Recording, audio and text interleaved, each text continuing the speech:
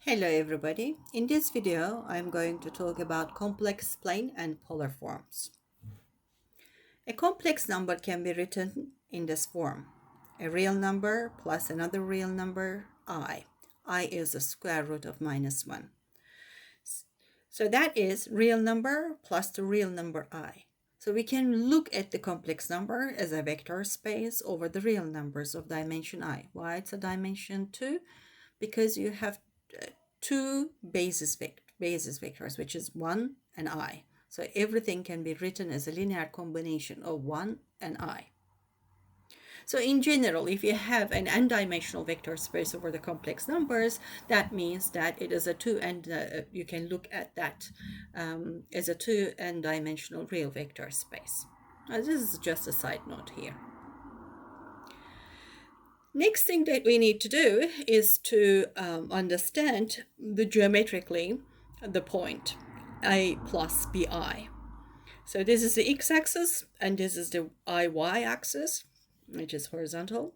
The point here, A and bi, this point is denoted by a+bi.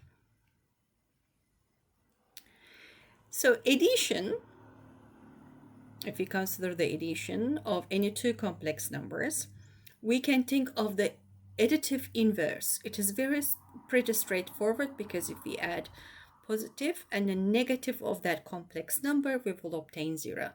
And 0 is the identity element with respect to the addition. This is obvious. This is we don't need to do any work with it.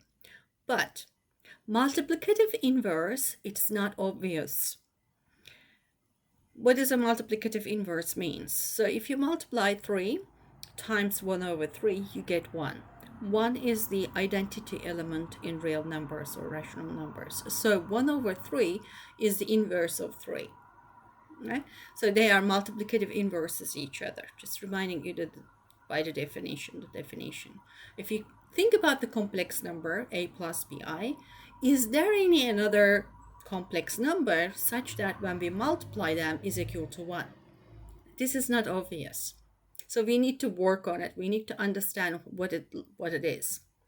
So since z is another complex number, we can denote that complex number c plus di. So we want to figure out what is c plus di such that this multiplication will give us 1 for any a, for any b.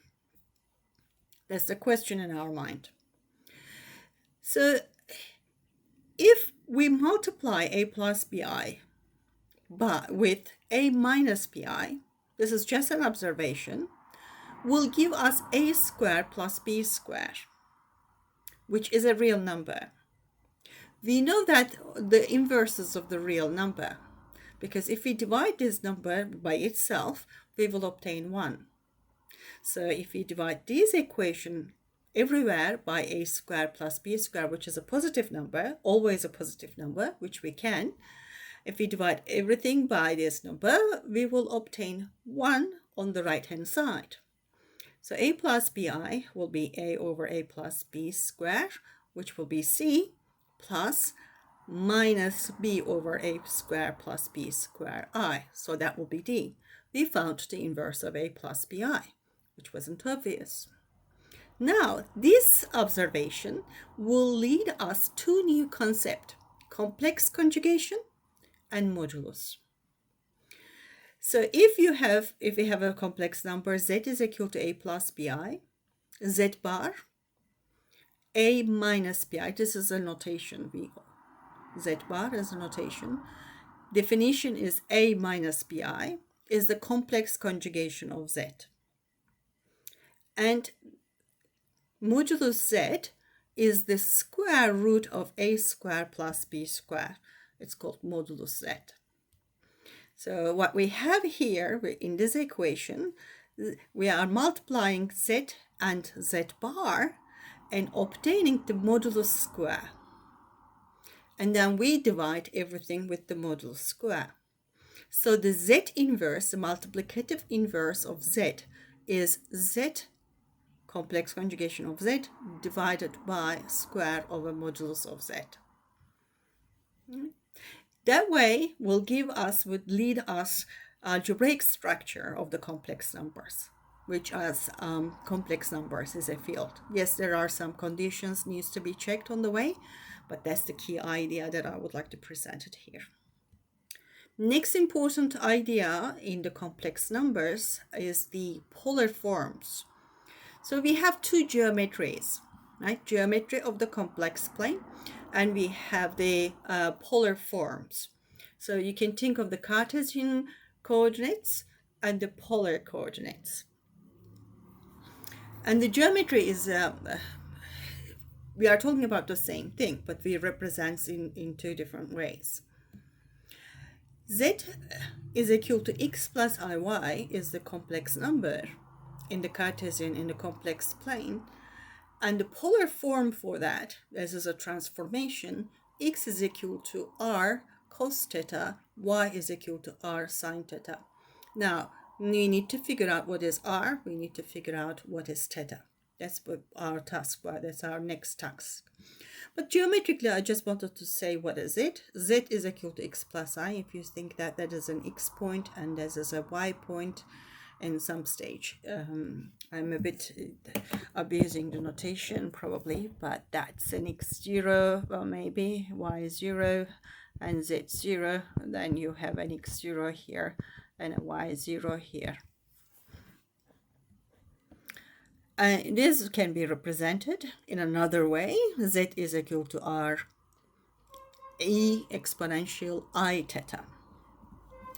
Now, in this geometry, we have a circle, and the circle radius is r.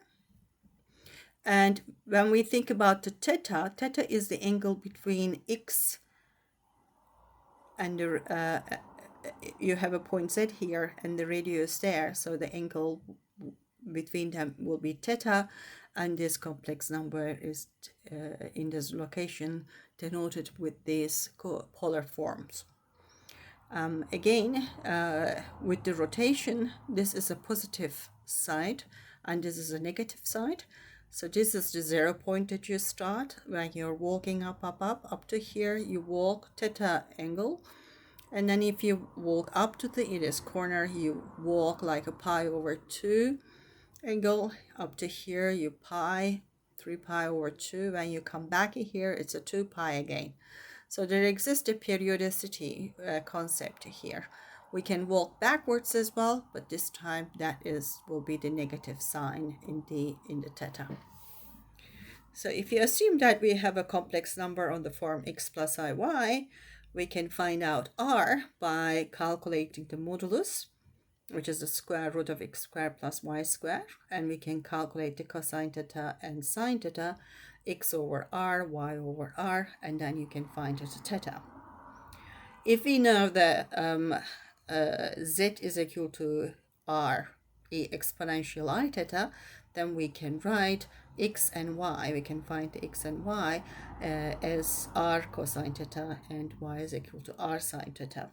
It is crucial when we are working on the complex numbers, it is crucial to be able to move on from Cartesian coordinates to the polar forms and vice versa. It is because in some calculations or some problems, one of them will be a little easier to think of than the others. So whatever suits for us, whichever works better, that's what we are going to do. That's that form we are going to use. Either Cartesian or the polar forms will be used with respect to the different problems. Okay, next thing that I need to say is the periodicity, of course, because the sine and cosine have the periodicities 2 pi. So each of these theta, in fact, is an infinitely many angles when we add the periodicity. 2k pi is the periodicity, and k could be any integer because we are allowing to positive signs and negative signs. So argument, as a definition, argument of z is the periodic version of that angle, theta plus 2k pi, k is the integers. And the principal part of the argument is the theta between minus pi or pi. In some cases, you may see 0 to 2 pi cases possible as well to define. But here I defined theta between minus pi and pi as a principal argument. I think that's time for an example to have a look what I've just said. Find the polar form of the Cartesian form of this complex number minus 1 plus root 3i. Let's work together. Z is equal to, this is the format that we would like to write it down. This is the Cartesian and this is the polar. So we want to find out r, we want to find out theta. So this can be written as r cosine theta plus ir cosine theta, because EIT is cosine theta, I sine theta. R is the modulus, which are the square root of x squared plus y squared, x squared minus 1 squared, and y is equal to root 3 squared. So we will find 1 and 3, 4, square root of 4, it is 2. As cosine theta will be minus 1 over 2, sine theta will be root 3 over 2. So this is a very well-known angle. That's the angle pi over 3. If the cosine is 1 over 2 and sine theta is root 3 over 2, then we know that the theta is pi over 3. So this is a pi over 3, but after some certain steps. So if we think about our unit circle, this is a cosine, x is a cosine, and y line is a sine. So pi over 3 will be in this region, and then the second pi over 3 will be in this region. As we look here, the cosine is a negative and sine is positive. If cosine is negative, sine is negative, that is the second quadrant, so which is that area, and that falls into the angle of pi over 3 that falls into this quadrant is 2 pi over 3. This means that this theta is 2 pi over 3. This principal argument is 2 pi over 3. Of course, we have infinitely many versions of this, which is the periodicity we need to add for the argument. So argument of z will be 2 pi over 3 plus 2k pi, k is the z. So this is how we write a complex number in Cartesian form into a polar form. That's all for this video. Thank you for watching.